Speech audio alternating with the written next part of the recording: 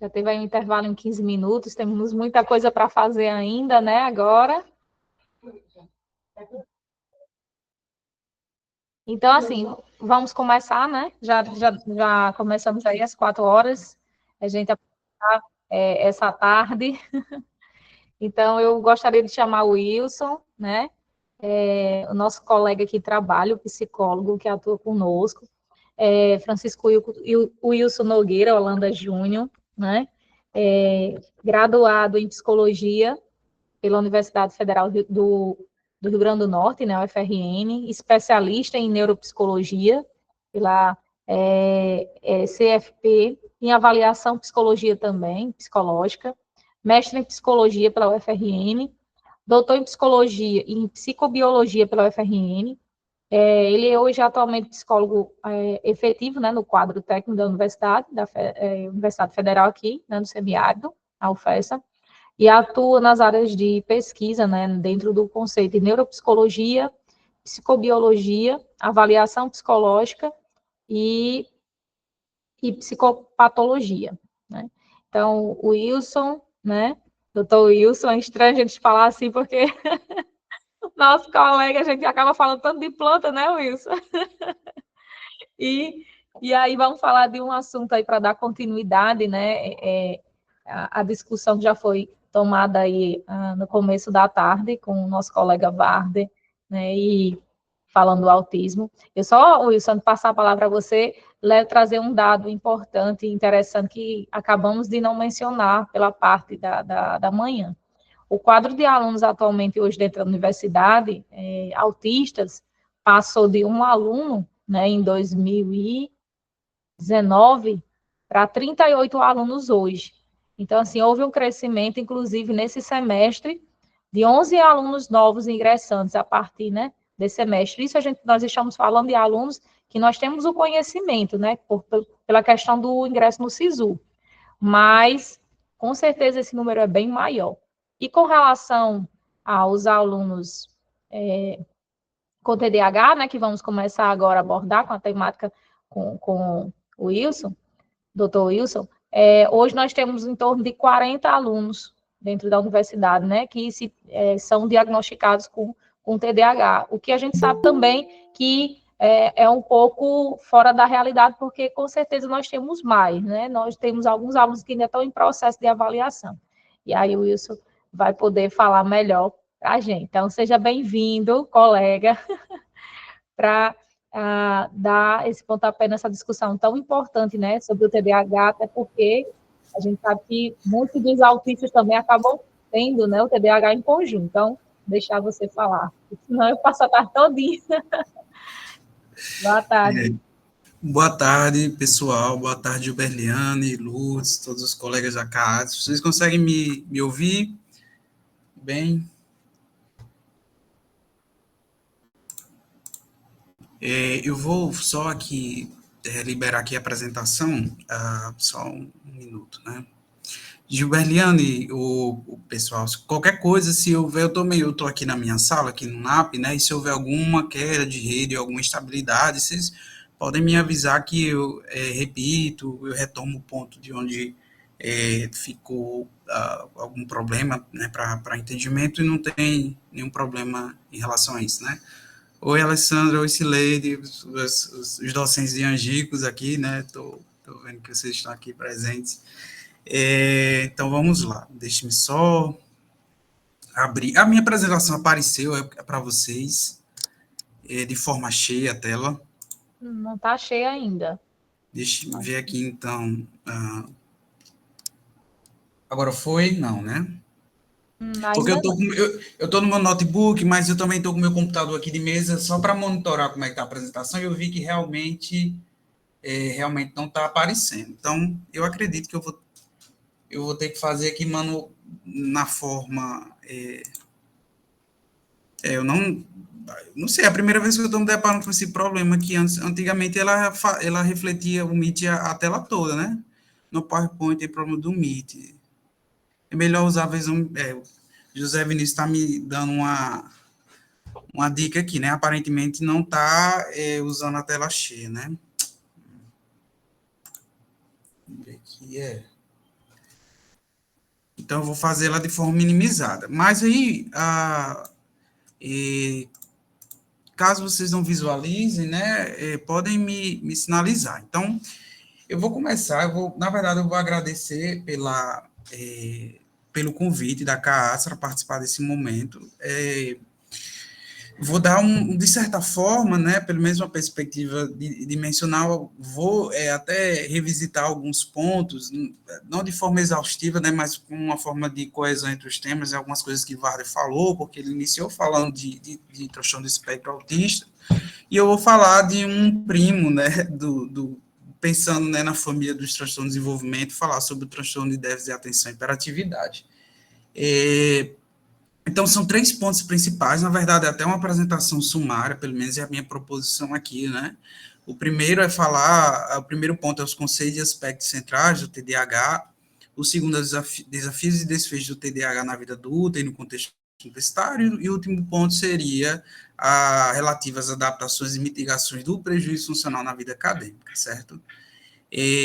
Muitos dos meus slides tinham um certo efeito, sabe, para linkar melhor os pontos. Como eu estou usando aqui a tela minimizada, a gente vai ver a informação toda, né, já de uma vez só, tá? Eu peço desculpas, mas eu vou tentar até melhorar aqui alguns pontos de articulação para não ficar muita informação.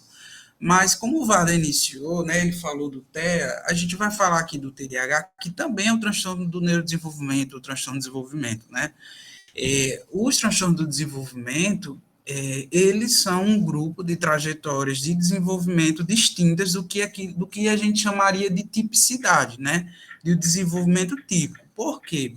Porque essas alterações, elas, para serem classificadas como transtorno de desenvolvimento, elas precisam cumprir algumas obrigatoriedades, certo? Existe uma quantidade mínima de obrigatoriedade, existe uma quantidade de obrigatoriedades para que uma trajetória de desenvolvimento, ou seja, né, infância, adolescência, idade adulta, até o ciclo, né, considerando toda a finitude da pessoa, para que ela seja considerada essa categoria distinta. Uma delas é que essas condições elas devem estar presentes na infância, porque o que se presume é que existem alterações a nível do próprio sistema nervoso central que explicariam, pelo menos em parte, esses comportamentos e esses padrões cognitivos diferentes, como o Vardy mencionou no caso do TEA, né? Por serem transtorno do neurodesenvolvimento, né, eles são trajetórias de vida. Isso significa que esses sintomas, essas alterações, elas são persistentes e elas acompanham a pessoa ao longo da vida. Isso não significa que haja variação. Até mesmo, a gente vai discutir isso em alguns pontos, até mesmo pessoas sem intervenção, elas têm padrões de remissão, de melhora, de piora ao longo da vida em resposta a vários contextos de estressores, tá? Então, assim, são condições são trajetórias que acompanham, né, a pessoa ao longo da vida. E, necessariamente, esse agrupamento, ele tem como característica o critério de prejuízo funcional, que é aquele critério em que há, sim, interferência em domínios da vida, geralmente o domínio social, acadêmico, ocupacional do indivíduo. Não todos ao mesmo tempo, mas pelo menos a maior parte deles. E aqui, nessa apresentação, eu vou focar principalmente no prejuízo acadêmico, né, e um pouco da parte ocupacional, né? Então, como eu disse, eu mencionei o que esses pontos é o que é em comum, é transversal a todos os transtornos do neurodesenvolvimento, e aqui eu vou focar agora especificamente no transtorno de déficit de atenção e hiperatividade. Assim como na apresentação anterior do colega Varda, sempre que a gente fala de uma condição, a gente precisa inicialmente caracterizá-la, né? Então, o TDAH, assim como os critérios de autismo, eles têm uma obrigatoriedade a ser cumprida em termos de um checklist de sintomas, né? Isso vale para o TDAH, assim como para todas as outras condições clínicas em saúde mental. Então, a primeira delas é que o transtorno de déficit de atenção e hiperatividade, ele é conceituado como um padrão persistente de desatenção e hiperatividade ou impulsividade, né? Por desatenção, né, que é um termo muito genérico, a gente está se referindo a várias coisas dentro de um balaio só. A gente está se referindo, por exemplo, à dificuldade de sustentar o fluxo de atenção durante uma conversa, quando a gente está explicando explicando para a gente, a pessoa ela pode devanear e pode estar pensando em várias coisas ao mesmo tempo e perder a noção do que é que está acontecendo, ou durante a explicação de sala de aula, enquanto o professor vai explicar o mecanismo de ação, né, de alguma coisa, e o aluno ele começa a prestar atenção e de repente ele começa a fragmentar aquela atenção e de repente ele vai estar pensando na morte da bezerra em vez de estar pensando lá naquela equação ali que está sendo solucionada lá no quadro, por exemplo. Então, a desatenção, ela vai desde uma coisa mais simples, como um lapso de atenção, por exemplo, esquecer onde guardou a chave do carro e ficar procurando e só lembrar depois, ou demorar a lembrar e com base em alguma pista, a pessoa, eu guardei ali naquele canto. Há questões mais gerais, como, por exemplo, essas situações mais complexas, né? Situações de trânsito, por exemplo, desatenção, ultrapassar o sinal vermelho, não ver uma placa de sinalização. Eu poderia citar, a gente poderia passar dias aqui falando de exemplos de lapsos atencionais cotidianos, mas veja, dei um pouco de tolerância a essa coisa genérica de lapsos de atenção, porque fica o questionamento, eu vou falar isso posteriormente, mas todo mundo tem isso, né? É verdade, né? Não necessariamente ter esses lapsos é um transtorno, eu vou mencionar, tem uma pedra angular muito, sim, que a gente vai ter que mencionar depois, mas, de forma geral, esse é o primeiro critério. Além disso, esses sintomas de desatenção, de hiperatividade seria a agitação, né, que ela pode ser motora, ela pode ser em termos de velocidade de pensamento, né, também, e a impulsividade são comportamentos sem pesar as consequências, por exemplo, de fazer uma aposta, de fazer uma tatuagem depois se arrepender, falar uma coisa de forma muito irritada e depois ver que a pessoa passou ali dos limites. Então, seriam essas situações cotidianas que envolve isso que a gente chama, esse comportamento geral de impulsividade. Então, toda essa desatenção, essa hiperatividade, essa impulsividade, elas devem estar presentes na infância, né? Nos critérios atuais do DSM-5, e na sua versão revisada de 2022, foi colocado, porque, assim, durante muito tempo isso não foi uma coisa pacificada, né? E não é um critério arbitrário, né? De qualidade mínima, né? Ou a idade máxima, se a gente fosse pensar numa janela de aparecimento de sintomas. Então, hoje é entendido que o TDAH ele precisa ter um histórico, né, que confirme uma presença antes dos 12 anos.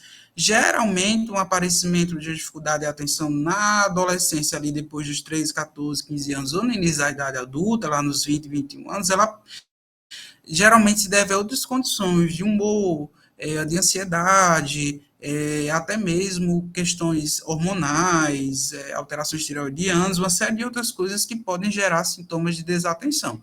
Porque o sintoma de desatenção por si mesmo é muito, muito, muito inespecífico e sozinho ele não diz nada, né? Então, vem aí toda uma dificuldade do raciocínio clínico, que é tentar datar e localizar de onde é que vem essas queixas de atenções, né? E os profissionais, eles tentam a todo momento, né, como uma dessas tarefas hercúleas, tentar localizar se essas alterações elas estavam de fato lá nos primeiros 10 anos de vida, né? Esses sintomas também, eles devem estar presentes em 2 ou mais ambientes. Então, por exemplo, uma criança com TDAH, ela não vai ter somente dificuldades na escola. Ela vai ter em casa, ela vai ter num ambiente social. Não existe somente um TDAH durante o contexto de sala de aula. Aquelas dificuldades, elas replicam-se em ambientes domésticos, em ambientes sociais, em outros ambientes, e com um adulto seria da mesma forma. Na universidade, na faculdade, ou no contexto de trabalho, né, em casa, tá? E necessariamente essa dificuldade de atenção, ela interfere no funcionamento diário ou reduz a qualidade daquilo, tá? E por último, essas dificuldades, elas não decorrem de outra condição, ou seja, elas não são explicadas, por exemplo, por uma depressão, não são explicadas somente por um transtorno de ansiedade, não são explicadas por uma alteração por exemplo, uma lesão cerebral que levou a uma dificuldade, um traumatismo encefálico, um AVC, por exemplo, que levaram a uma dificuldade cognitiva, né? Então, por serem transtorno de desenvolvimento, elas seriam primários por si mesmos, eles não têm uma explicação por outra condição. Pode haver comorbidade, que é coexistência de duas condições? Pode, e eu vou até mencionar que isso é muito comum, mas não é, uma outra coisa não explicaria essas dificuldades, tá? E aqui, rapidamente, existe né, alguns subtipos que seriam formas sindrômicas é que pode-se dizer que, em alguns casos, eles são uma apresentação combinada, porque tem tantos sintomas de desatenção, de hiperatividade, impulsividade. Existem aquelas formas predominantemente desatentas, em que existem pessoas com TDAH que não são nem hiperativas nem impulsivas, mas são extremamente desatentas, né? Algumas vezes até no estigma são consideradas pessoas que vivem no mundo da lua, né? Muito desligadas da realidade, que pessoas desastradas, que perdem as coisas, que batem muitos,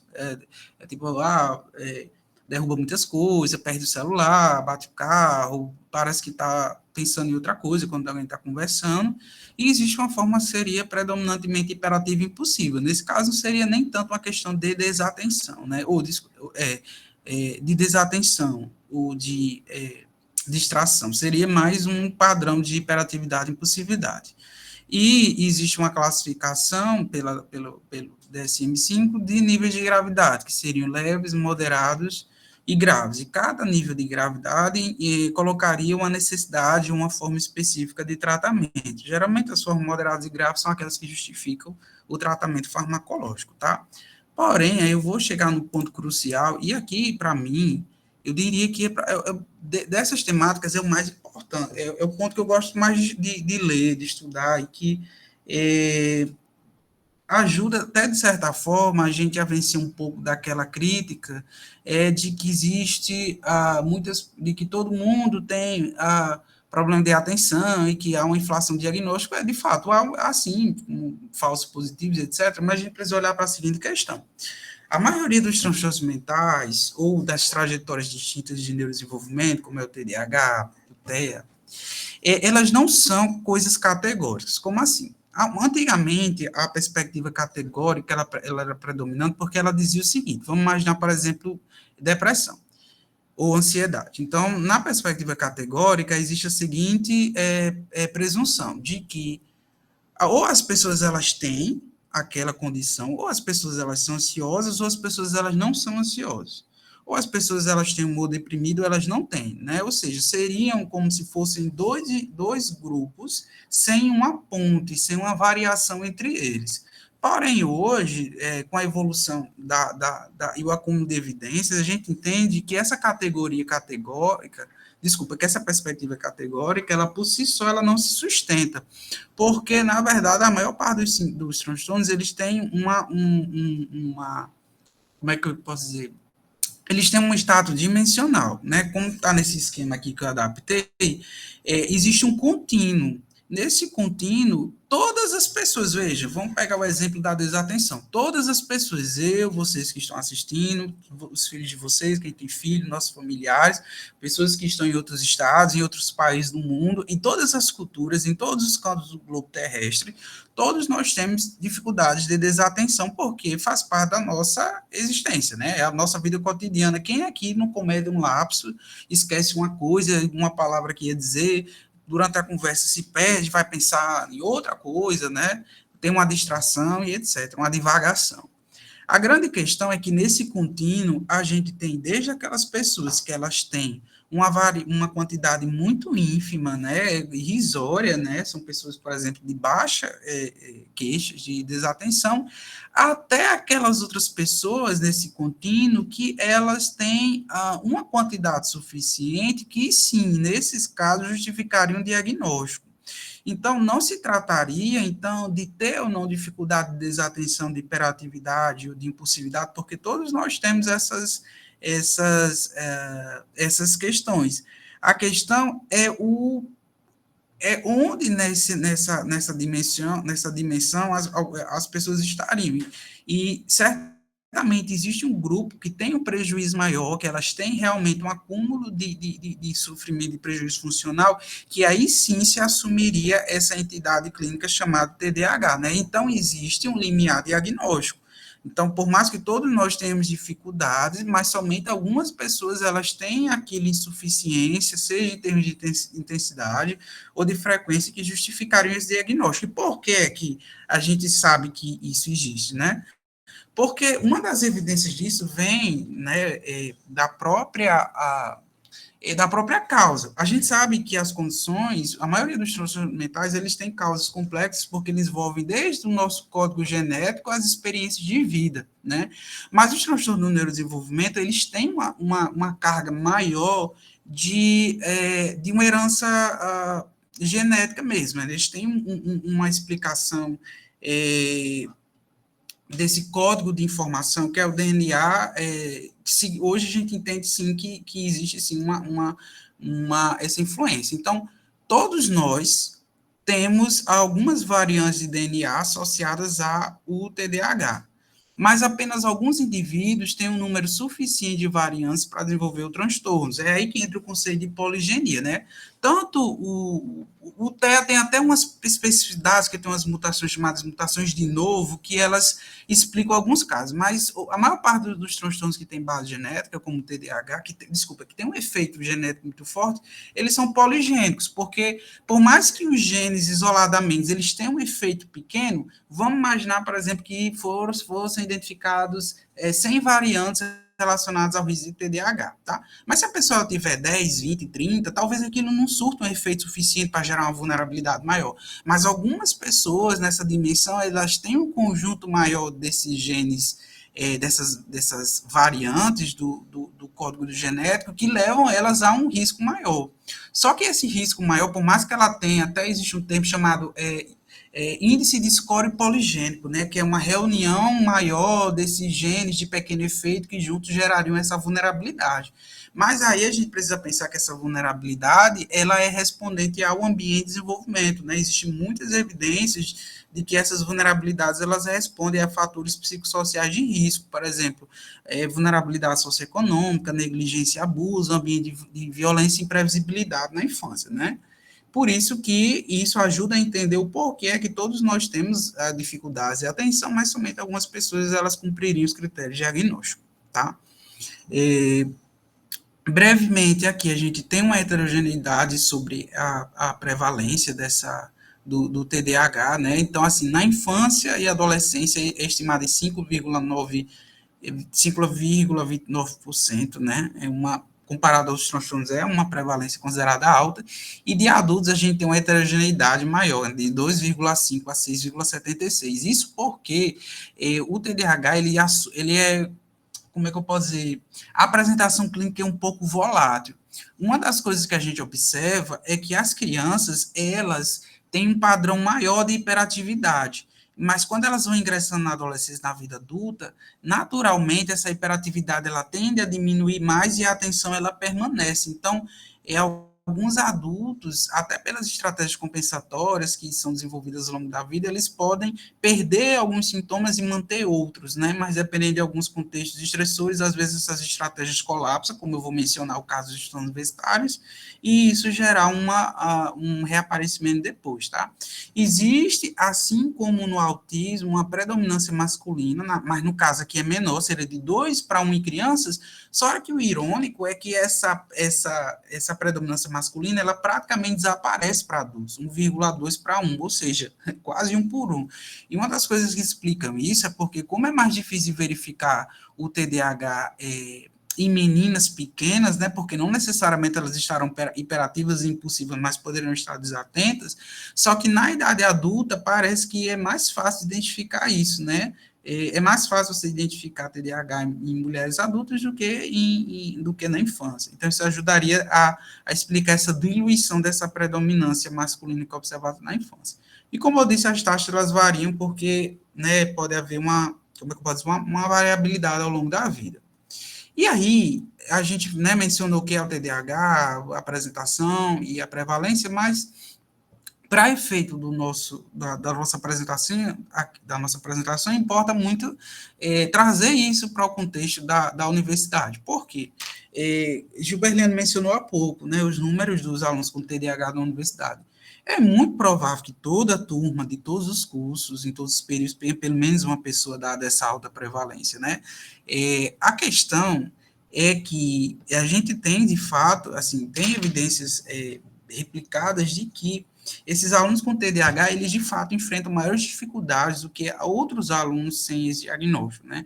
Não é que eles tenham, assim, claro, cada grupo é um grupo, mas e existe muita heterogeneidade entre esse grupo chamado de alunos com TDAH, mas de fato é um grupo que ele tem mais vulnerabilidade a alguns prejuízos. Então, o TDAH, por mais que ele seja heterogêneo, muitas vezes ele está associado a umas dificuldades cognitivas maiores, né, em alguns processos. Aqui, coletivamente, a gente pode chamar de funções executivas, que é um conjunto de funções relacionadas a gerenciamento de comportamento, que envolve planejamento, organização, memória de trabalho, controle inibitório, flexibilidade cognitiva, etc. Ok. Em alunos, em pessoas com níveis moderados a graves, né, em que presume-se o impacto maior dessas funções, é bem pacificado que a maior gravidade do TDAH está relacionado, sim, a prejuízos acadêmicos, como, por exemplo, dificuldade de concentração em sala de aula, esquecimento de tarefas e prazos, baixo rendimento em provas e trabalhos e notas abaixo da média. Né? Esses são os principais desfechos, especialmente em estudos longitudinais, que a gente observa, né? Principalmente em populações que não passaram por nenhum tipo de suporte ou de tratamento, né? Porém, o maior efeito disso é o efeito a longo prazo, porque a gente sabe que esses alunos, comparado a alunos que não têm essa condição, eles têm maior risco de retenção e evasão, e até com o tempo, à medida em que eles percebem esses prejuízos, né, que vão tirando notas mais baixas, que vão ficando retidos em algumas disciplinas, vão, às vezes até evadindo, volta num semestre, no outro, né, levam a maior auto-percepção de desmotivação e descrença, né? Uma baixa autoestima, achando que nunca vai conseguir terminar o curso. Porém, o que nós temos observado são, como é que eu posso dizer, dificuldades e perfis de prejuízos distintos desses alunos que chegam, né, na universidade, né? Entre as várias variáveis, tem até o próprio estado diagnóstico.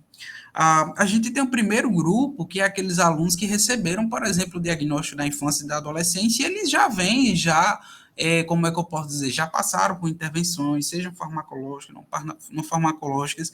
Com o tempo, eles desenvolveram estratégias compensatórias, e por estratégias compensatórias eu me refiro às habilidades que as pessoas desenvolvem até de forma autodidata, né, intuitivamente ao longo da vida, para driblar essas dificuldades. Né? Se ela sabe que tem dificuldade X, Y, Z, ela meio que, com o tempo, ela vai entendendo a melhor forma como ela funciona de uma forma ou de outra. Então, existem aqueles alunos que esse seria o melhor cenário, eles entram, ingressam, eles sabem que poderão ter uma dificuldade, e, porém, como eles já receberam esse suporte ao longo da vida, a situação se torna relativamente mais tranquila, né?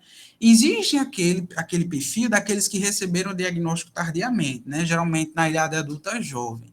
E aí é interessante, né? Eu não consegui achar nenhum trabalho que trouxesse esse dado, eu acho que é difícil obtê-lo, mas, assim, anedoticamente, a gente que participa das equipes de apoio e suporte percebe muito isso.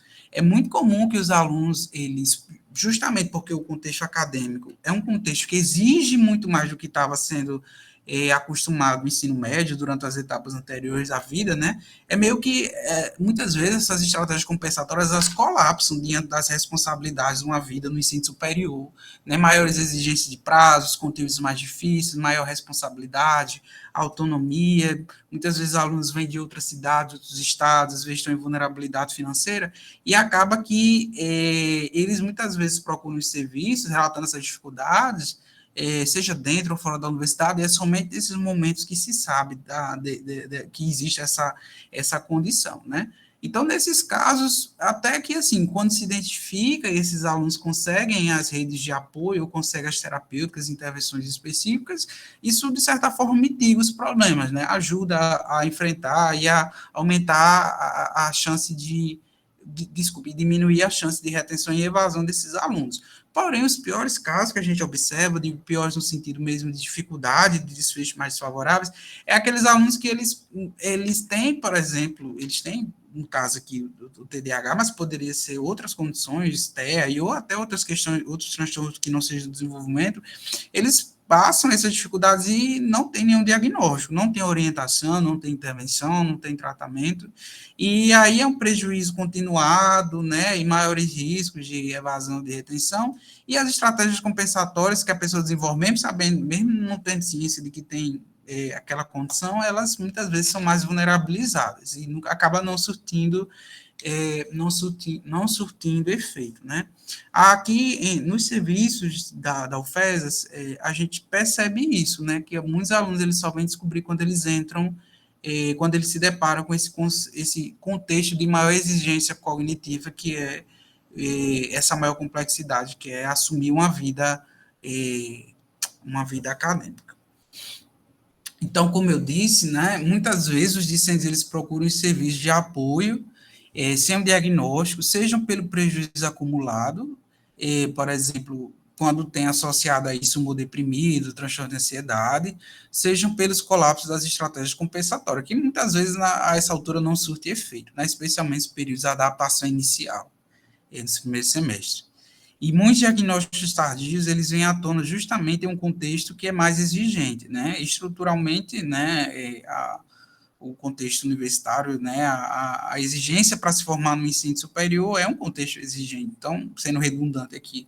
Então, realmente é um contexto que essas estratégias, muitas vezes, elas colapsam e eles, quando muitas vezes vão buscar ajuda, né? E some-se a isso várias outras variáveis de risco, né, como eu disse, as comorbidades, vulnerabilidade socioeconômica e outras coisas. Se não bastasse em toda essa sorte de problemas, né, e aqui eu fiz aqui esse slide só para destacar que realmente o buraco é mais embaixo, o TDAH, ele não se contenta em causar prejuízo por si só, né? Via de regra, ele tem um efeito sinérgico, um efeito aditivo de outros transtornos, nomeadamente os transtornos depressivos de ansiedade. Na verdade, não é o nosso caso aqui, mas só para contar para vocês rapidamente uma questão, o nome TDAH é um nome que muito provavelmente no futuro ele até mude, porque o TDAH não é somente TDAH, né? Muitos autores, e o Russell Beckley, que ele é um dos maiores pesquisadores sobre TDAH, eles dizem que, na verdade, o TDAH ele deveria receber outro nome, que é transtorno da autorregulação. Porque a pessoa com TDAH, ela não tem somente dificuldade de atenção, hiperatividade e impulsividade. Ela, na verdade, ela tem uma dificuldade geral de regulação em vários domínios da vida. Por exemplo, o domínio da regulação emocional. Isso explica o porquê que a maioria dessas pessoas, elas têm, por exemplo, uma maior vulnerabilidade à depressão e ansiedade. Porque existe ali uma dificuldade também de autorregulação das emoções.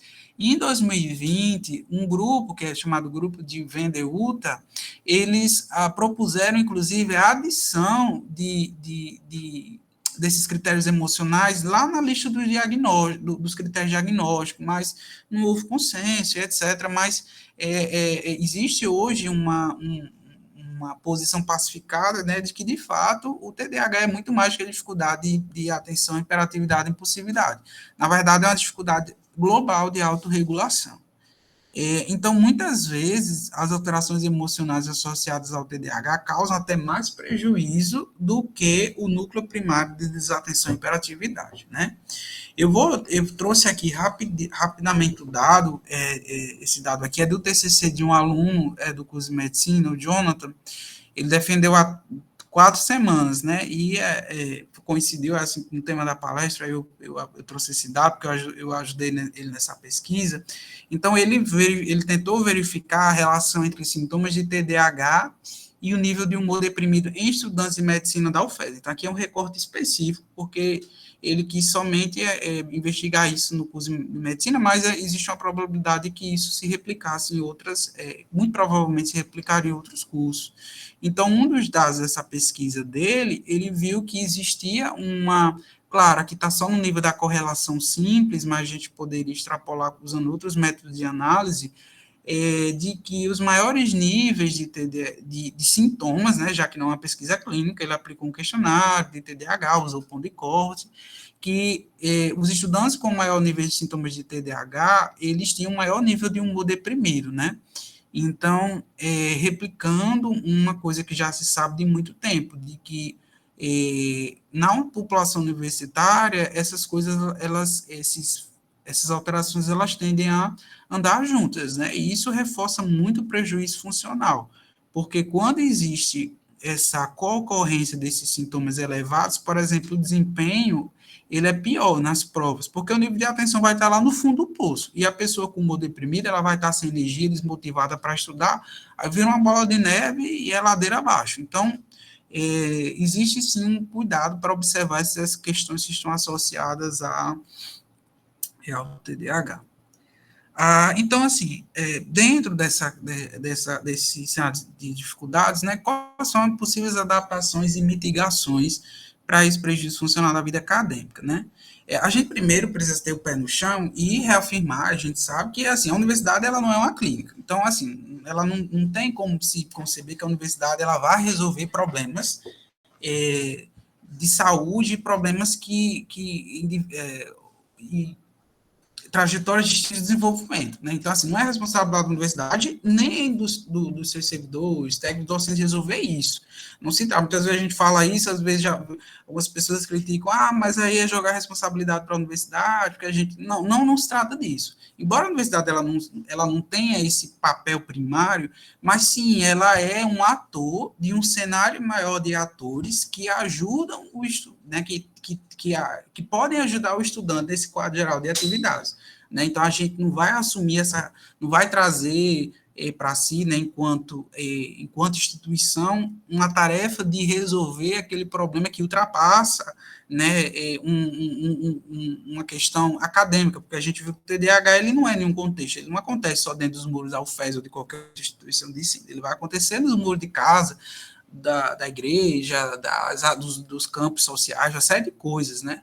Então, apesar de que não, apesar disso, mas a universidade, sim, ela tem um papel e quer queira ou não, uma corresponsabilidade, né, para ajudar esses educandos. Então, mas para isso a gente precisaria olhar para aquilo que está formalmente estabelecido, né? Diferente do que Varda colocou sobre autismo, né? O autismo, como Varda mencionou lá, a legislação, existe sim um arcabouço de leis que dá um status de proteção e de assistência obrigatória por exemplo, a pessoa com TEA, né? Até porque existe uma equiparação a estados de deficiência no caso do autismo. Para o TDAH, a situação não é a mesma. A gente até tem algumas leis, por exemplo, aqui eu vou mencionar, né, a Lei 14.254, em que ela designa que o poder público e as instituições de ensino, eu coloquei um asterisco, eu vou explicar o porquê, que as instituições de ensino e o poder público, eles devem garantir o cuidado e a proteção ao educando com TDAH, dislexia e outros transtornos de aprendizagem. Só que essa lei, especificamente, assim, ela dá uma ênfase maior às instituições de educação básica, né? Muita gente,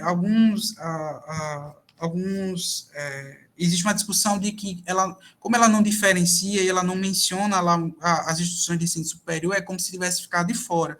Tanto que existe alguns projetos de leis que querem especificar isso e colocar que esse cuidado que deve ser garantido, ele deve abarcar também as instituições de ensino superior, sejam públicas e privadas. Mas, quer ou não, essa lei, ela já é um avanço, porque ela, de fato, coloca assim, olha, não dá mais só para assistir essas crianças e esses adolescentes com dificuldades. Então, é necessário garantir o cuidado, né?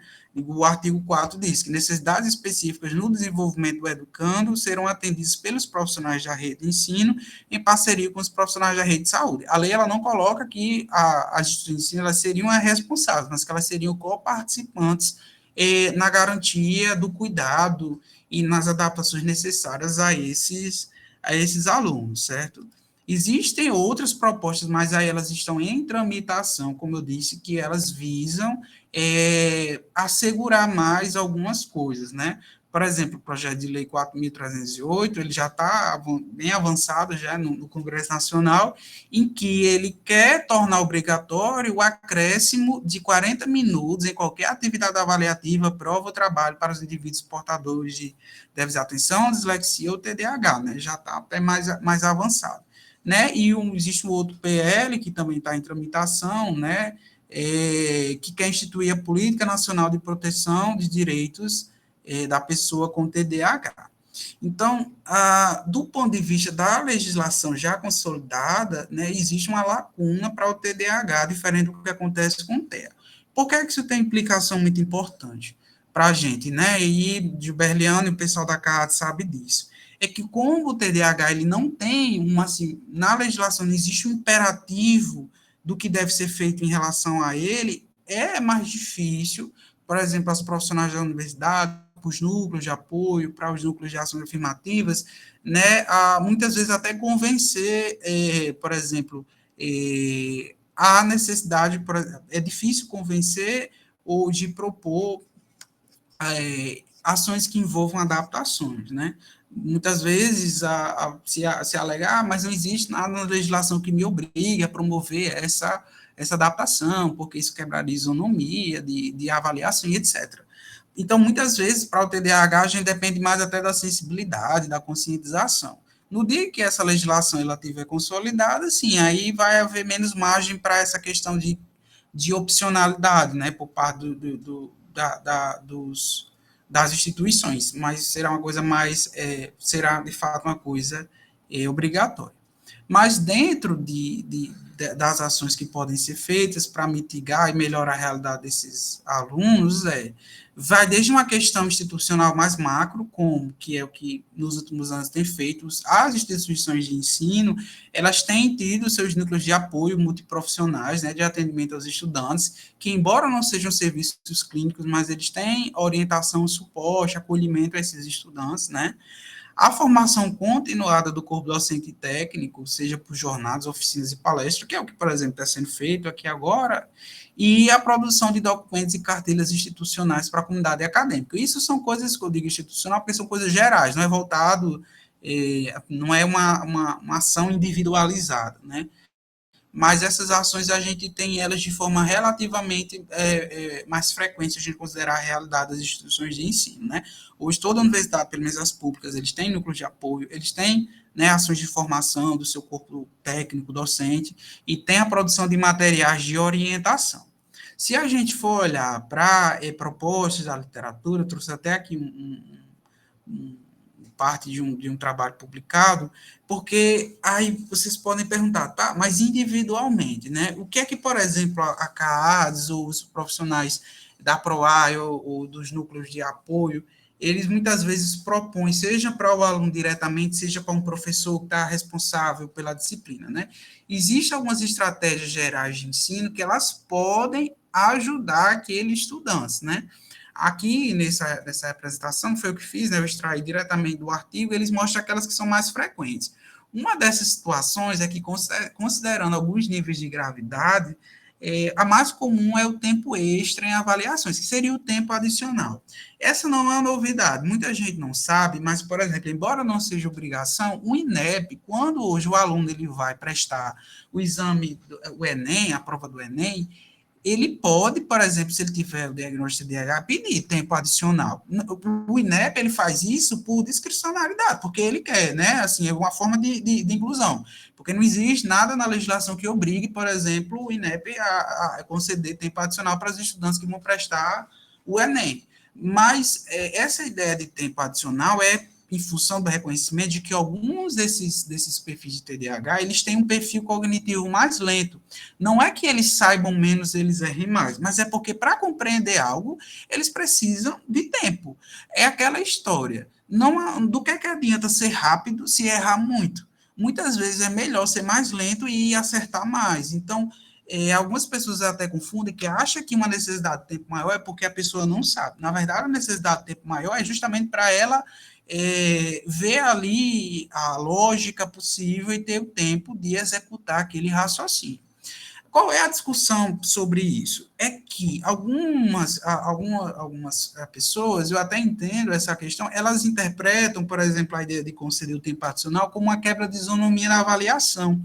Porque é que para a maior parte da turma eu vou conceder lá o tempo que trará 60 minutos, 120 minutos, e para um outro aluno eu vou conceder lá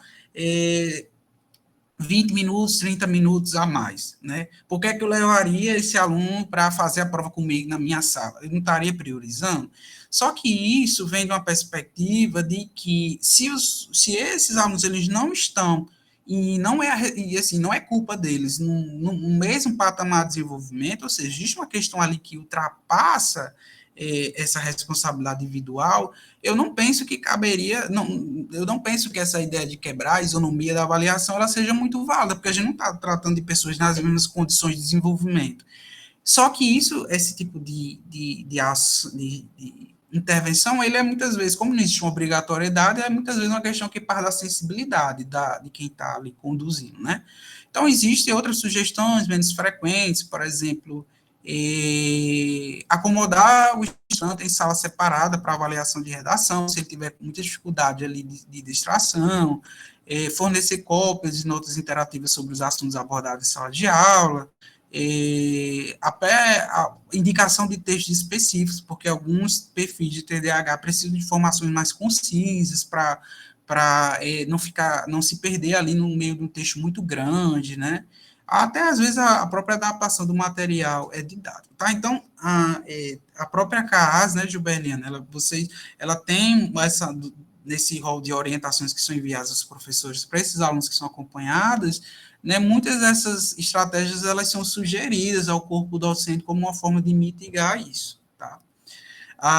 Outras coisas que são mencionadas, né, e aqui não diz respeito ao que é feito em sala de aula ou o que o professor faz com o aluno, mas muitas vezes a gente diz diretamente ao aluno, né, que são coisas clássicas, por exemplo, dividir tarefas grandes em partes menores e mais gerenciáveis para ajudar a reduzir a sobrecarga cognitiva. É melhor o aluno demorar e fazer de parte em parte do que ele procrastinar e perder o prazo e não conseguir fazer, né? O uso de recursos visuais e multimídia, usar gráficos, imagens, vídeos para facilitar o aprendizado, porque existe, sim, de fato, um acúmulo de evidências que as pessoas com TDAH elas se beneficiam muito mais de pistas visuais do que as instruções verbais e escritas. Elas são mais, coisas que são verbais e escritas são mais facilmente esquecidas, né? Então, esses alunos, eles aprendem muito mais com gráfico, com tabela, com esquemas, com mapas, do que estritamente com recurso escrito, né, somente com texto lá corrido, né. E, às vezes, a necessidade de instruções concisas, né, fornecer direções claras, curtas e objetivas, com repetições se necessário, né, para ajudar a garantir que a informação seja bem compreendida, tá? A outra coisa que a gente faz muitas orientações, e isso não é um mero detalhe, isso ajuda muito, né? Que é incentivar o uso de ferramentas como aplicativos de organização, alarmes para lembrar prazos e aplicativos para gestão de tempos. Se a gente olhar lá esses stores de aplicativos, tem muito, sejam gratuitos, sejam pagos, de organizadores de tempos, de agendas, de lembretes, que ajudam muito, né? Nessa capacidade de auto-organização.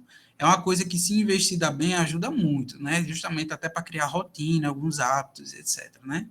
Outra coisa também que parece coisa boa, mas existe também um efeito muito bom, é que a gente geralmente orienta para os alunos com TDAH a sentar nas primeiras cadeiras, quando for uma aula presencial, né, aula expositiva, principalmente, a fim de evitar os distratores que podem se concentrar em outras partes do ambiente de sala de aula. Tem estudos, sim, sobre isso, né? Tem que eles mostram que, de fato, é como se, à medida em que a gente vai para o meio ou para o fundo da sala, a atenção ela vai se diluindo mais, seja pela conversa paralela, seja porque a pessoa ela se distrai com as paredes, seja porque é mais fácil ela mexer no celular, seja porque é mais fácil ela pensar em outra coisa. Então, uma das coisas que ajudam muito esses alunos é eles sentarem, até pode até ser colocado como uma coisa meio até que dogmática para eles. Por favor, sente na primeira fila para se beneficiar mais da explicação e se distrair menos, né? Não é que isso vai resolver o problema, mas é um tijolinho lá de um muro maior de coisas, tá?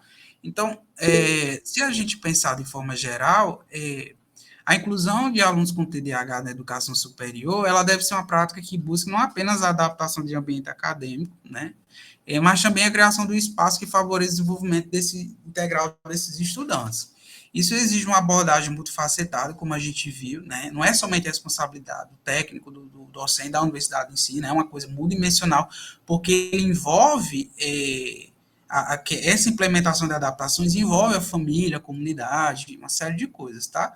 E a gente também precisa de marcos legislativos para assegurar mais formal e fortemente aquelas garantias, tá?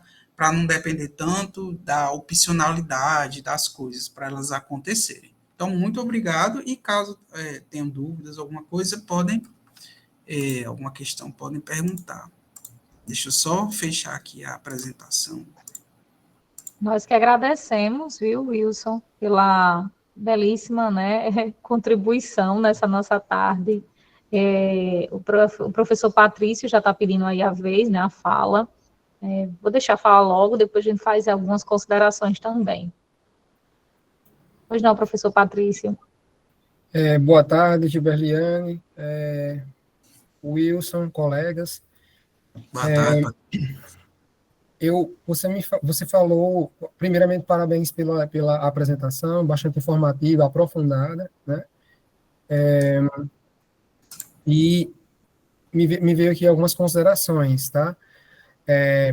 Eu tenho alunos, né? Por exemplo, na computação, na ciência da computação, há vários alunos que são, inclusive, vamos dizer assim, publicamente, eles declaram o perfil de TDAH, né? Então, assim, eu também oriento alunos, né, que vieram até mim, e eles já anteciparam que tem TDAH, já diagnosticado, né? E, de fato, demandam atenção diferenciada. Mas eu fico pensando o seguinte, e quanto ao professor? Aí, então, assim, a gente está vendo a problemática, o problema, assim, o aluno tem TDAH e o professor não tem. Né? Mas, e se for o contrário? Digamos, o professor tem TDAH, está se comunicando com o aluno que não tem, ou o professor tem TDAH e o aluno também tem TDAH. E aí, nesse ponto, eu poderia até compartilhar uma experiência aqui pessoal, de que eu fui ter aula de música, né, com uma professora, que ela disse no primeiro dia de aula que ela tinha TDAH. E ela tinha essa um pouco assim, a aleatoriedade. Ela falava as coisas meio aleatoriamente.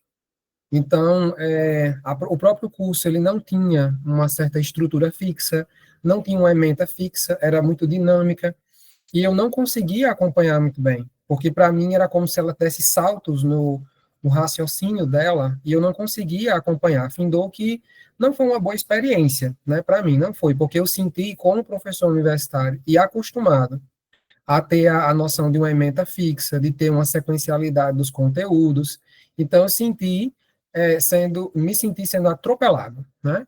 Então, eu gostaria que talvez você pudesse nos dar aqui um comentário, uma opinião sobre. E o caso quando o professor tem TDAH? Aí vem a pergunta: nós sabemos, os professores têm consciência que tem ou não TDAH?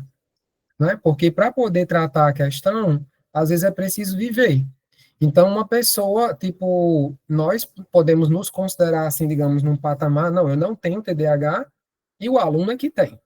Então, aí são aplicadas todas as normas vigentes para o aluno. E se o professor tiver TDAH?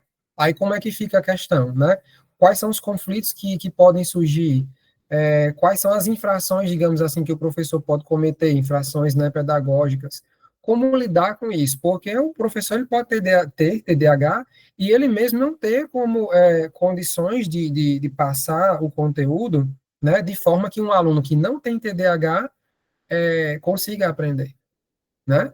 E pode também o professor e o aluno terem TDAH. E aí, como é que fica? Tá entendendo? Aí, assim, eu queria só ver essa questão, discutir aqui com os colegas, contigo, né, com Gilberliane, sobre, digamos, a necessidade também de identificar e tratar também, ou não sei se é tratar, mas acompanhar, vamos dizer assim, dar suporte o professor que também possa ter TDAH. Tá entendendo? É um questionamento um pouco complexo, mas eu só queria virar a mesa, né, virar o jogo para o lado do professor também, né?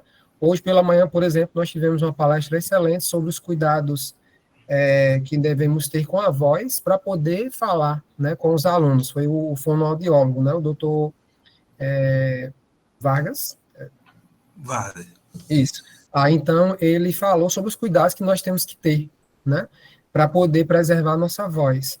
E eu achei muito interessante porque foi também para o lado do professor, né? Eu acho muito importante ver o lado do aluno, mas e o professor? Então, o professor também, ele pode ter um TDAH diagnosticado ou não diagnosticado, e isso impactar na sua performance dentro de sala de aula, porque isso impacta, por exemplo, na avaliação dele, no julgamento que a turma vai ter dele, tá entendendo? E aí, como proceder? Era isso. Patrício, então, eu entendi a sua colocação, né, e até é, eu, é, é provocativo no sentido de que realmente é uma coisa que é virar, né, a mesa, porque a gente muda o nível de análise, né, porque, e aí, no caso de quem está, dos professores, só que aí eu colocaria assim, os alunos, os professores, os técnicos, todas as pessoas, porque se a gente parar para pensar, a ideia de transtorno do neurodesenvolvimento, ela não tem uma seletividade nem étnico-racial, nem regional, pode até ter de sexo cromossomo, que a gente vê ali algumas coisas de prevalência, mas, embora eu tenha referido principalmente aos alunos, mas você, qualquer pessoa, dentre os vários fatores de risco da genética, o ambiente de vulnerabilidade e desenvolvimento, a gente sim pode ter de fato. E eu não tenho esse dado, mas é muito provável que se nós fizéssemos um estudo com, por exemplo, fazer um recorte, estudar a prevalência, vou pegar o exemplo da PCTCC de Jonathan Caetano, aqui da medicina, aquele que eu trouxe um slide. Se ele pegasse aquele instrumento ali, de avaliação de sintomas de TDAH, aplicasse lá o ponto de corte que ele aplicou, fizesse uma pesquisa com os docentes, existiria uma possibilidade de que houveria ali uma quantidade considerável de pessoas que pontuariam o suficiente para gerar o que a gente chama de score clinicamente significativo. Não é um diagnóstico em si, mas é como se fosse um sinal de alerta de que existe alguma coisa que merecia uma investigação pormenorizada e especializada. Uhum. Então, existe sim, é plausível que deve haver muitos professores com diagnóstico ou que tenham condição e que nunca receberam diagnóstico, e sim, nesse caso, principalmente esses últimos, eles estariam até numa situação de vulnerabilidade maior, porque é muito provável que sem o diagnóstico, a pessoa ela não tenha recebido o devido apoio e as intervenções para mitigar, para amortizar essas dificuldades, né? Como qualquer em situação de necessidade de intervenção, é importante que os profissionais, no caso, os professores, mas poderia ser também os técnicos, eles procurem ou seja, para quem tem o diagnóstico, as avaliações para se chegar à proposição terapêutica, ou para quem tem o diagnóstico, né, já de estar sobre essas intervenções quando necessárias. Até porque, como eu mencionei, tem casos, o DSM ele até menciona, que é chamada remissão parcial sustentada, que são aqueles casos de pessoas que estão bem, que não têm sintomas ali clinicamente ativos, e elas estão ali relativamente bem dentro daquele diagnóstico. Mas, sim, eu concordo com essa questão, porque se a gente parar para pensar, pode haver um perfil de professores que o TDAH ele impacte, por exemplo, a performance de aula, pode impactar, por exemplo, com os prazos, por exemplo, de que ele tem lá, o prazo de produzir uma aula, o prazo de submeter um artigo, o prazo de alguma coisa, né? Isso pensando principalmente aqueles perfis de pessoas que têm um prejuízo acumulado por nunca terem tido diagnóstico. Nesse caso, cabe também a provocação de que a universidade ela também deve ajudar os seus servidores nesse sentido, por exemplo, através da disposição de setores específicos, como, por exemplo, na UFES a gente tem aqui a DAS, né, que é a Divisão de Atenção à Saúde do Servidor.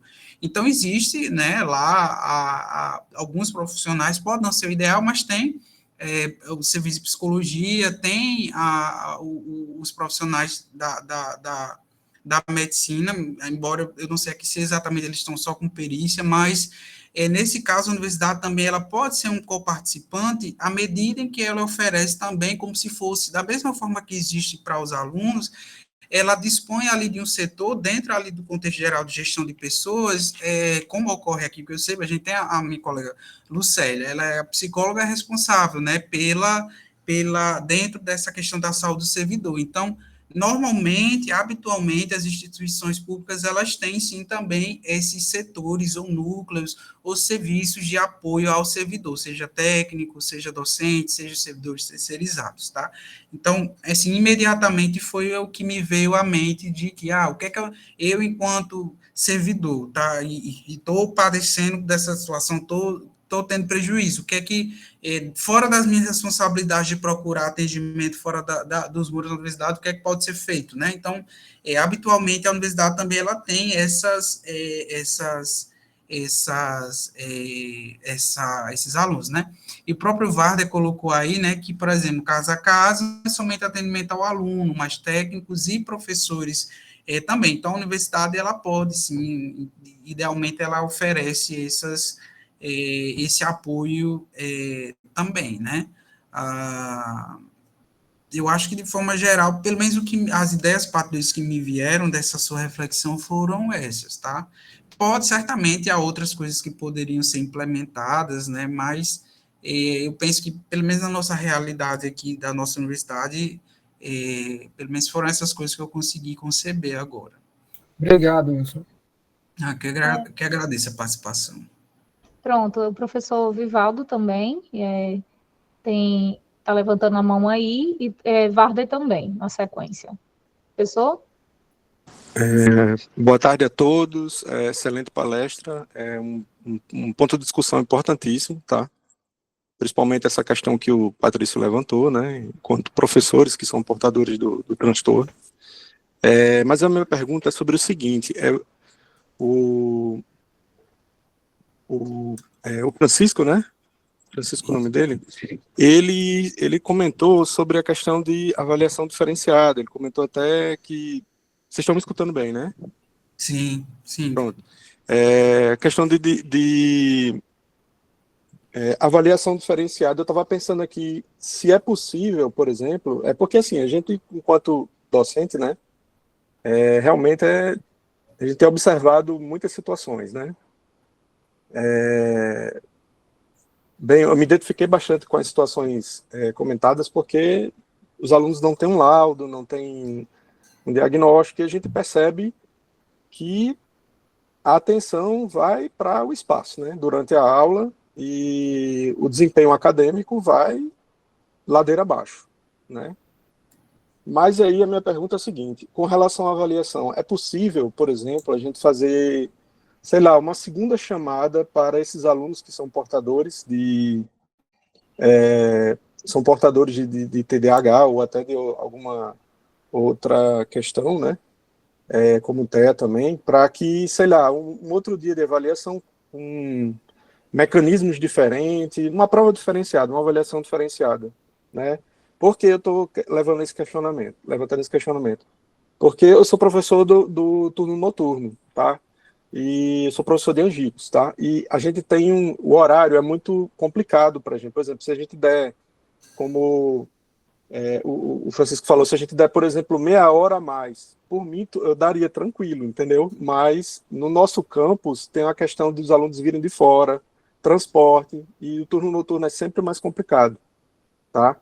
Então, nesse caso, teria que eleger um horário diferenciado para se aplicar essa avaliação, tá? Eles sempre chegam, por exemplo, bem depois, entram na sala de aula bem depois do início do horário, tá? Por quê? Por causa da questão de transportes, né? Eles vêm de cidades circunvizinhas, né? E muitas vezes esse transporte atrasam e tal. Então eu queria saber se é possível, sei lá, eleger um dia, assim como, por exemplo, vou pegar um exemplo aqui bem, talvez análogo, mas não tão análogo que a questão, por exemplo, se a gente precisa fazer provas para os sabatistas, por exemplo, em horário diferente, uma situação dessa, tá? Uma avaliação em outro horário, com maior tempo, também com estratégias diferentes para as pessoas que são portadores de TDAH, né, e outros transtornos. Eu queria saber se é possível fazer isso, tá? É isso. Obrigado a todos. Obrigado, professor Vivaldo. Né? Eu acho que essa é a pronúncia, mas Vivaldo, Vivaldo. Vivaldo, pronto, Vivaldo. Eu entendo bem essa realidade. Você mencionou, né, os cursos noturnos. Eu já fui do Campos de Angicos e sei justamente aquela realidade dos alunos que vêm de cidades circunvizinhas, o tempo é mais corrido, tudo é mais difícil.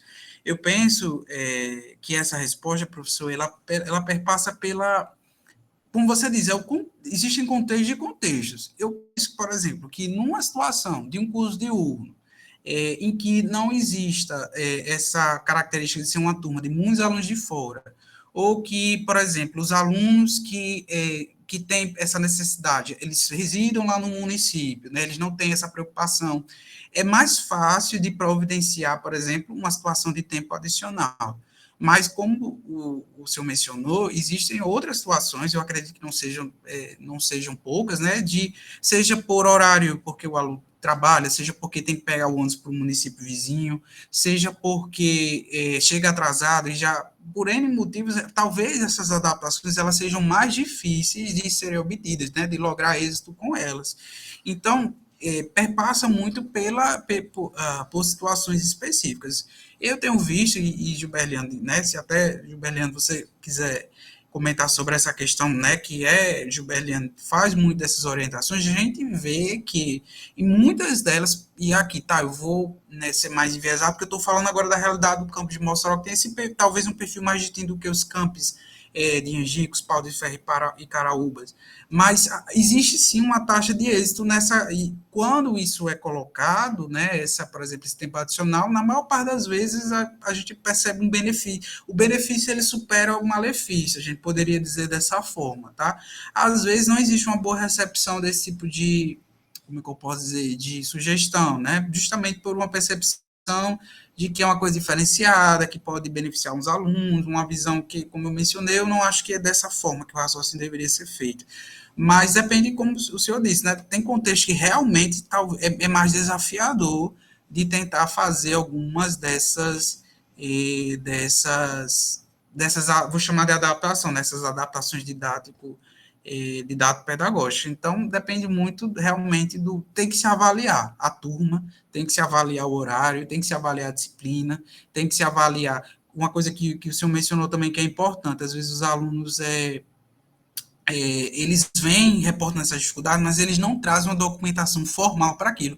Ah, mas é porque eu acho que eu tenho TDAH, mas é importante para a gente ter essa coisa documentada. Se o aluno realmente tem aquele laudo, se é um material bem produzido, que realmente, às vezes, as pessoas elas conseguem facilmente qualquer diagnóstico, tem um falso positivo ali, né, imperando. Então, assim, quando isso é exposto, a gente sempre diz aos alunos, não converse também previamente, por mais que os profissionais, por exemplo, a casa, ela manda um e-mail de orientação, manda um documento, um plano de orientação, mas é importante também por isso que os alunos eles tenham isso, professor, olha, eu tenho isso, a minha situação é essa, eu gostaria de ver se é possível fazer será que seria possível conceder um tempo adicional, assim, conversando mesmo, né, já que muito depende dessa pactuação de como as coisas elas poderiam ser feitas, porque tem casos, e eu vou dizer, olha que interessante, né, tem alunos que têm TDAH, que eles mesmos, não, eu não preciso de tempo adicional, porque meu problema não é com coisa de tempo, eu sou até rápido, naqueles casos de maior impulsividade, sabe? Então, assim, não, para mim,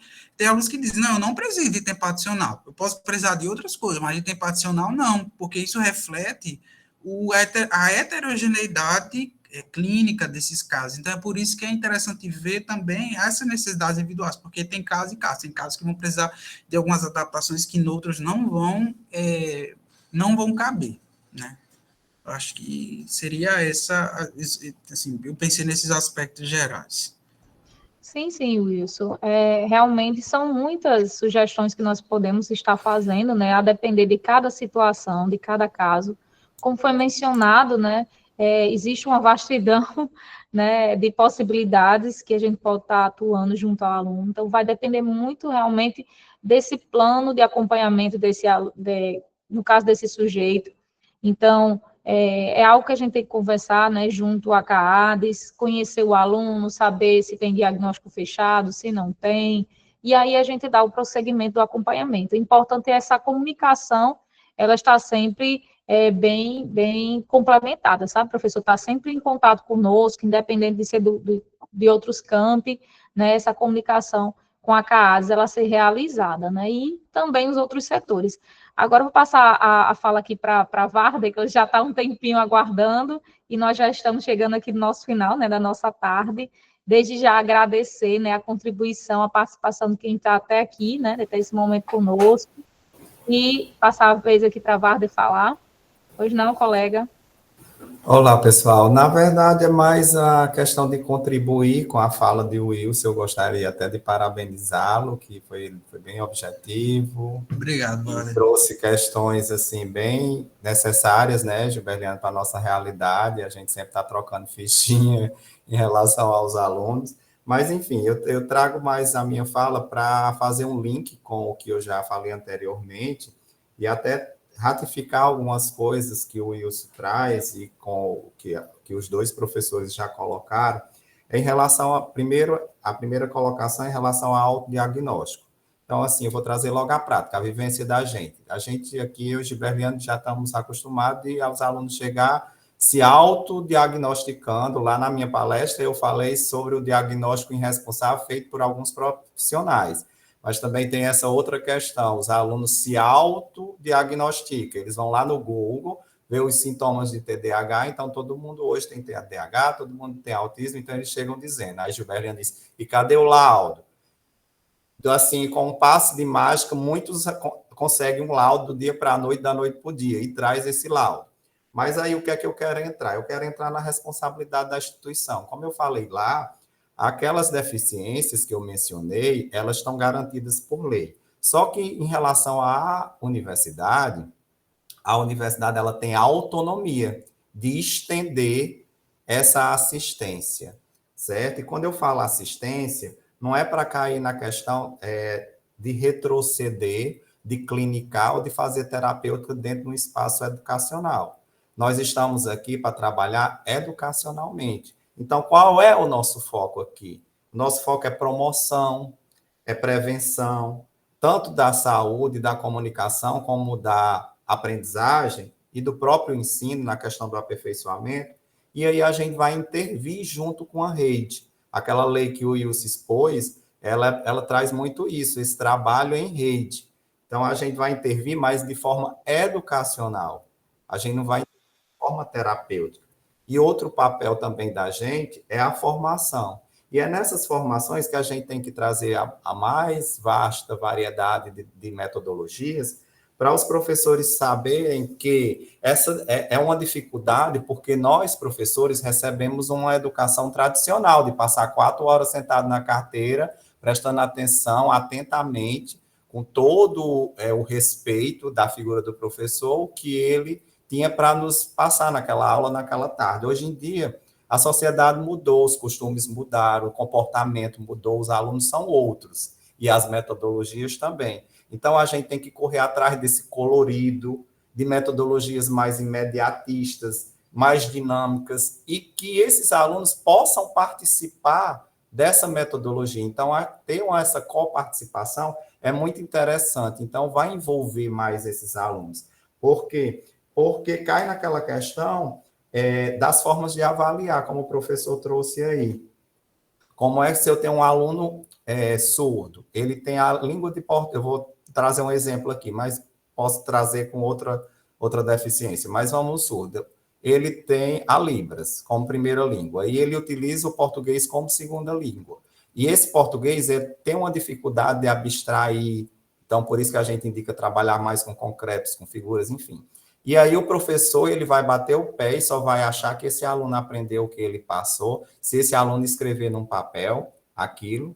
Esse aluno ele não pode fazer uma avaliação, o professor, tipo, oralmente, com o intérprete do lado, e esse professor não vai observar que realmente esse aluno absorveu aquilo que ele queria que o outro que escreve no papel absorva. Então, assim, eu quero trazer uma provocação nesse sentido, de abrir a mente de vários tipos de avaliação, de vários tipos de metodologia, para ir adequando aquele aluno da forma mais propícia. Por quê? Porque eu quero chegar no fim. Que fim é esse? É que tudo se trata de uma questão de aprendizagem. Então, se o TDAH não está garantido na lei, mas o autismo está, mas eu não falei que o autismo, às vezes, tem uma comorbidade, desculpa, uma comorbidade, e muitas vezes essa comorbidade, os sinais e sintomas é muito igual ao TDAH. Então, assim, por que é que eu vou traçar uma estratégia metodológica para um déficit de atenção, uma concentração do aluno que tem o autismo, e por que é que eu não posso estender para o aluno que tem o TDAH se os sinais e sintomas dele são o mesmo? Então, eu quero trazer essa reflexão para a gente contar, sim, com a sensibilidade, com a consciência de vocês, porque a gente atende também esses alunos com transtorno mentais, então, aluno ansioso, depressivo, bipolar, eles chegam tudo para cá. E a gente faz nosso trabalho de acolher, de ouvir, de encaminhar para a rede, mas mesmo assim a gente vai dar mais continuidade a isso para chegar para vocês. Talvez não chegue o bonequinho lá da acessibilidade pelo cigarro, mas pode chegar o e-mail de Gilberliano da CAADES dizendo: professor, a gente tem 2 alunos com TDAH, a sugestão de metodologia é meio que parecida com aquele outro que a gente já conversou, você pode estar fazendo isso. O que é que custa, pessoal? Eu também sou professor, e eu acho que o que vale é a aprendizagem do aluno no final das contas. E essa aprendizagem eu posso medir de todas as formas. Então, assim, era só para estar fazendo esse link, tirar também um peso das costas do professor, como até a questão do outro lado da moeda que o professor Patrício trouxe, que foi bastante pertinente, para ver esse lado também. E eu acredito, professor Patrício, que a pessoa que tem TDAH e passou no concurso, fez mestrado e doutorado, está na condição de professor, e se ele não aprendeu com a ajuda de ninguém, lá aprendeu com as próprias pernas, a troncos e barrancos, como dizia minha avó, em fazer aquela concentração necessária, fazer aquela organização. Mas uma coisa é certa, é muito penoso, é muito sacrificoso, mas que no final das contas, dependendo do objetivo de cada um, acaba conseguindo êxito, né? Eu sou prova viva disso. Verdade. Mas, enfim, pessoal, eu só queria colocar isso e estender essa ideia para os outros transtornos, porque a gente tendo essa compreensão, a gente pode não facilitar a vida de ninguém, mas a gente pode dar o apoio necessário para que essa pessoa tenha um futuro e um desempenho acadêmico mais promissor. Obrigado. Obrigada, Varder, pela complementação, né? Sempre muito pertinente na fala. Só antes de dar a fala aqui para o nosso último, né? O último questionamento da tarde de hoje, né? Lembrando que a CAADES, ela permanece. Então, se porventura chegar uma notificação, um aviso, nós estamos à disposição para fazer uma reunião, um momento à parte com cada um de vocês, seja no grupo de um curso específico, como o Lourdes também mencionou, nos departamentos. Ela está tentando há um tempinho aí marcar umas reuniões, né, junto aos chefes de departamento, para a gente tentar, pelo menos, começar dessa forma macro.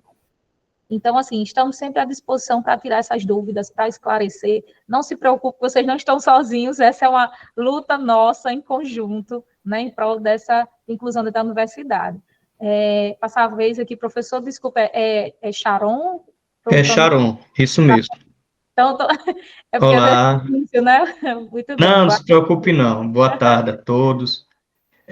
Eu quero fazer algumas observações que eu já peguei uma aluna que estava sendo acompanhada pela CAADES, e eu gostaria de fazer algumas sugestões no sentido seguinte, que o relatório vocês entregam tudo ok, mas tem algumas práticas que o aluno que é acompanhado pela CAADES, que alguns professores utilizam, que muitas vezes você não sabe, e que poderia ser útil para aquele aluno, porque às vezes você pode passar uma metodologia ou sugerir algo que muitas vezes não se adapta ao exemplo, ou não funcionou bem com aquele aluno, mas a gente também não sabe. Então, acaba que a gente fica aplicando algo que às vezes ela não foi muito bem com aquela técnica, né? E eu sugiro que vocês coloquem tipo o seguinte, ao final de cada semestre, procure o professor e diga assim, qual foi a técnica que você utilizou, como é que foi a receptividade, e isso seja incluído no relatório, e não necessariamente com o nome do professor, se caso o professor não quiser se identificar, mas que a gente soubesse o que foi utilizado e que teve êxito e o que não teve êxito. Porque a gente acaba recebendo o aluno e fica na seguinte situação: vamos testar isso aqui, vou usar esse termo. Ah, mas pode ser que aquilo ali não tenha sido dado certo. Então, se não deu certo, a gente não vai perder tempo. Então, tem um feedback. E eu ainda acho que essa é uma questão que a gente está aparecendo muitos alunos, e não só com déficit de atenção, eu tive uma aluna com déficit de atenção que não era acompanhada pela CAADS, mas que eu conversei várias vezes, ter cuidado. Ela era aquela pessoa que dizia assim, olha, eu sei, de repente, ela, quando chegava, ela errava alguma coisa que não era muito interessante, que não conseguia chegar no final, mas só que ela colocava na cabeça que sabia e errava. Então, a gente tem uma situação desse estilo. Então, assim, é uma sugestão interessante ter os relatos dos professores, isso aí tem que ter, eu acho que para a gente ver o que deu certo e não deu certo. Outra coisa também, em alguns casos, eu acho que o professor merecia ter uma carga horária a mais para acompanhar alguns alunos. Vou dar um exemplo, a disciplina é 60 horas, coloque 15 horas na carga horária a mais do professor, porque você precisa de um tempo a mais para esse aluno. Além dos alunos que você tem na turma, você vai ter que ter um atendimento a mais para esse aluno. E a gente sabe, se a gente não atender bem esse aluno, não tirar dúvida, esse aluno vai ser evadido da universidade. Então, isso é uma forma que eu acho que a casa tem que começar a pensar, discutir com a, com a pró-reitoria de graduação, ver essa questão também do aumento de carga horária, porque a gente precisa de um horário a mais para atender esse aluno, para que ele permaneça e ele realmente tenha uma inclusão, e não uma inclusão que a gente só coloca dentro de sala de aula. Muitos professores, e essa aluna que eu estava falando, que seria interessante ter os relatos, os professores tratavam igual aos outros, não tinha nenhum atendimento especial, e eram poucos que diziam assim, não, eu tive que ter um tempo a mais para ela.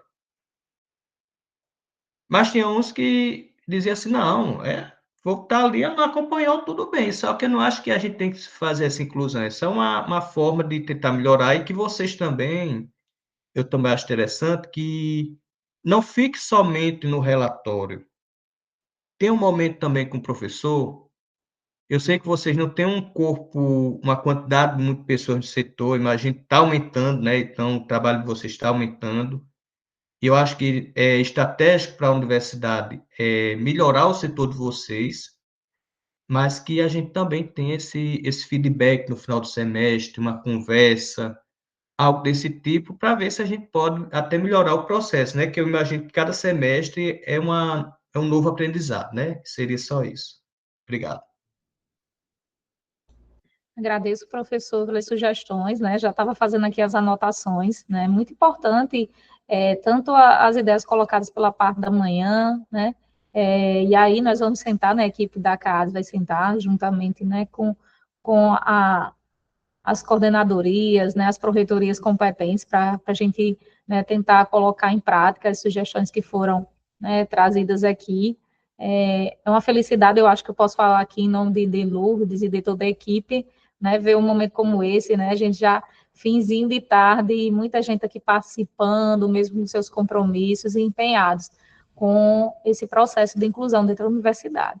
Então, só reforçar que nós vamos estar à disposição, muitos alunos ingressantes novos, né, principalmente os professores que estão aí atendendo, os alunos de primeiro período, vamos ter muitos desafios, mas eu costumo dizer bastante em relação, isso só nos faz crescer, né?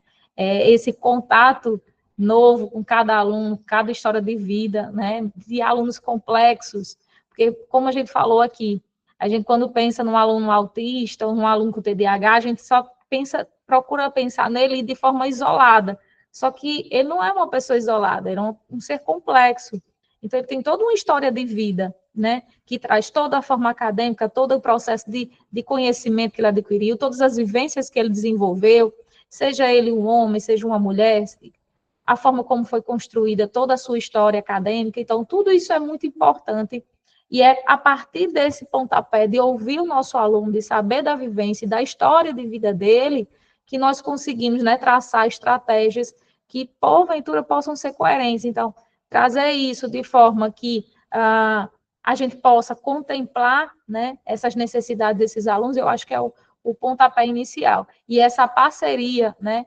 entre docentes, CAADs, alunos, as pró-reitorias, a universidade como um todo, é muito importante, né? Porque o Lúcio já falou aqui, eu reforço mais uma vez, nós não temos como fazer a inclusão sozinhos, a equipe é muito pequena, né? E não demanda só da gente. Então, agradecer ao Wilson, né? Muito obrigada, foi uma tarde maravilhosa de aprendizado. A Varde também, eu posso falar, né? Mas foi uma satisfação tê-los aqui, né? E ninguém solta a mão de ninguém, né, Lourdes? Então, boa tarde, pessoal. Obrigada. Obrigado, Will. Obrigada, Vavá. Obrigada a todos que estão aqui neste momento.